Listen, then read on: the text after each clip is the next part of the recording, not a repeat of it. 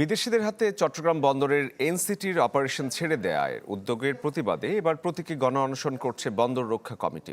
সকাল থেকে Chittagong press club চত্বরে এই কর্মসূচি পালিত হচ্ছে। এতে বক্তারা বলেন, আরব আমিরাতের ডিপি ওয়ার্ল্ড বে টার্মিনালে একটি টার্মিনাল তৈরি এবং পরিচালনার সুযোগ পাচ্ছে। তারপরও প্রতিষ্ঠানটিকে চালু থাকা লাভজনক এনসিটির দায়িত্ব দেওয়া হচ্ছে। এর মাধ্যমে বিদেশিদের কেবল তুষ্ট করা হচ্ছে না, নেওয়া হচ্ছে আত্মঘাতী সিদ্ধান্ত। বন্দরের শ্রমিকদেরকে আউটসোর্সিং দিয়ে বঞ্চিত করতেছে, আর নিজেরা মুনাফা খাবে, কমিশন খাবে, করতে দেব না। আর ডিপি ওয়ার্ল্ডের তো এবার রেকর্ড ভালো না।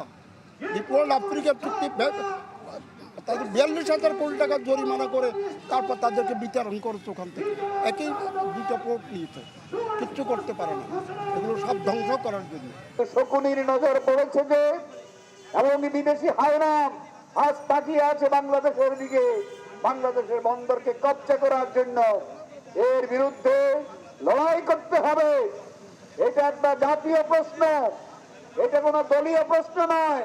আমরা মাননীয় প্রধানমন্ত্রীর কাছে আজকে বক্তব্য রাখতে চাই, আপনি নিউমোনিটার নিয়ে বক্তব্য দেন এবং আপনি যে যুক্তি দিতে পারে আমরা মানব।